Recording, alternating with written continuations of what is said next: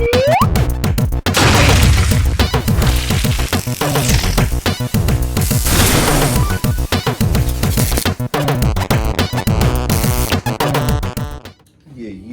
what is happening, what it is, what it do, how's it going, how are you? I told y'all I'd give you a midweek update, but I lied. Anyways, here's my update, all right? So this week, we have 2 tests and 1 quiz, all right? I had an RLC written test for AC theory. Don't think I did too bad. There was a part of me that was like, oh, I smoked it. I've thought that before. I'm doing all right. I'm doing all right this year. But earlier in the year, I thought the same thing. Then when I got my test back, I didn't smoke it. I don't want to say what I got. It wasn't good what I got though. But I thought I smoked it and I didn't. But since then, I've gotten a little bit more consistent about the feeling, you know? It's just like you let that jump shot go on the basketball court and you're like, ooh, that's good. And that first shot airballed. That's what that first test was like. Well, it was a quiz, it wasn't a test, so it wasn't really that bad. But since then, you know, I'd shoot them and I'm like, ooh, a couple of them all net, and then, you know, maybe like 1 or 2 just kind of like boom, bobbles in the rim, and I'm like, oh, this rolls down, you know, kind of spins in my favor. So, you know, then I had a lab quiz. Pretty sure the lab quiz was just some recycled material that a lot of us have seen before. For the most part, AC theory wasn't that bad. Codology was interesting. I did get my book with my tabs, right? And I'm glad I got my tabs. There were 25 questions on the codology test, and I made my first pass. Had to pass like 6, maybe 7 questions, maybe 10 overall, where I was just like, ooh, after the first pass. And then I made my second pass, then I made a third pass, and eventually I whittled those down to pretty comfortable responses. So I can't tell you how I did on the codology test. I feel okay about it though, I'll say that. I'll give you an update. When I know, you all will know. You will not know my grades. Everything is just gonna be general responses, okay? I'm just protecting myself and my pride, all right? Union pride. Got all that aside. Now, on another note, I am working with very thorough journeymen. Very, very thorough journeymen. This is not gonna be there's no watch your mouth or watch your eyes coming in this video. This is just an update. Watch your eyes is kind of nuts. That's nuts. I'm still deciding on how I wanna say that. But just know, if you're an apprentice or you're interested in getting into the trades, just know you're dealing with different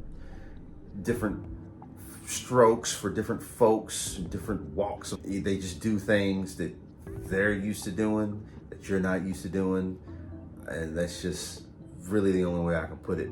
There was a guy who I had a conversation with who told me that he had a great uncles or granddad or something, like country boy, you know, they could be in the middle of a party and they do something like drop their pants like in the middle of a party in like front of family and trusted family and friends, and then they like tuck their shirts into their underwear like in front of everybody, and then they pull their pants up. I'm just saying, watch your eyes. I'm gonna move on because it's getting weird, but just I might still speak on that down the road. Anyways, the journeyman that I'm working with, very sharp. All the journeymen that I'm working with, they're very sharp. They're on their game, and it's very it's like training camp. You know what I mean? It's like salary cap space. You better step it up, or you're gonna get cut. You know what I'm saying? So I try to hang on to every ounce of knowledge that they're dropping on me. And some days I go home, man, and I'm mentally like shot because I'm trying to ask questions and keep up with these dudes, and it's a lot. It's a lot. So anyways, some of the critiques I've been getting lately are my tools. Actually, I've been getting those critiques from day one. You know, when I get like a little pay bump, I'm like, hey, it's time to tool up. So I went and I got some new toys, right? One of the first things, you hear this in the background, it's my new Klein tape measure. It's a 25-foot tape measure. I tried to, you know, I'm still balancing on a budget, so I try to be thoughtful about my purchase. I had to choose between this or a 35-footer, both roughly around like 30 bucks. somewhere between there and 35 bucks. I started to get the $35 one, which is a like $32, but a 35 footer. But it didn't have the magnetic tip on it. And I went with Klein because all of them that I saw at Lowe's had the strong blade, the wider blade. So the width of this is like an inch, maybe a little bit over an inch compared to your standard, which might be like 3/4 or even like half an inch in width. If I'm up in a lift and I'm running pipe with my journeyman, and we gotta get a measurement for like a full stick or nearly a full stick of pipe, which is 10 feet or 120 inches. You know, you gotta be able to stretch this thing out all the way. And I mean, I can stretch this out a good ways, and it holds without shaking it. If I'm holding it steady, I'm just stretching it out. I can practically get the full length on this almost without it collapsing. When you're up in the lift and it's hot and you're sweaty and you know it's kind of an uncomfortable position, this goes a long way. This is great. The tape measure that I had before just kept crumbling. I pull it out and it crumbled. Pull it out again, it crumbled. And then I'm trying to like focus like Mr. Miyagi and steady myself, and it crumbles. And then eventually the journeyman I'm with is like, bruh, use my tape measure. Come on, use my tape measure. This is getting ridiculous. Tool up, get the right tools if you need to. But this is one of the toys that I got. And then in my thumbnail, you saw I was looking like Cyclops, or like the Reading Rainbow dude from Star Trek. So I went and I got me a helmet light, because when I have my level, which I don't have on me, and I'm slapping it up on things, and I'm trying to get a read on my level, you know, my eyes are kind of bad, you know what I'm saying? And it ain't had nothing to do with age. My eyes have been bad since I was young, okay? Got my headlamp. So that's what I had. I had it on like that, right? I couldn't decide between this or your typical Klein headlamp, which is just, it's shaped more like this. This is the battery pack for this.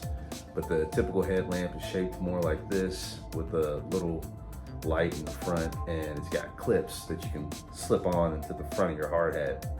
And it's just like a little little button on the side, and it puts out a nice focused beam in one area. That was, and I believe the one I was looking at was about 50 bucks, maybe 60 bucks. No, it was 60 bucks. And it had 800 lumen. This, I think, is about 500 lumen, but it's a wider beam, LED, both LED. This is not as bright, but it is a wider beam. You've got like 4 or 5 different modes. See how bright this gets. Ooh-wee. Yeah, it's real bright. 5 different modes. That's not the brightest. I think it's the low setting. And yeah, you just click these 5 different modes, and you can see the beam expanding out fully. And it gets pretty bright. So yeah, and then there's that one. And then my main light on the stand just went out, but yeah, there you go. These are my new toys. Now that my light's out and my phone's recording, you know, I don't know what to do. This is my romantic lighting anyway. Welcome to the crib. What's up? What's happening? Well, this is my update. This is all I got for you, and I'll check up with you sometime next week. Thanks for tuning in.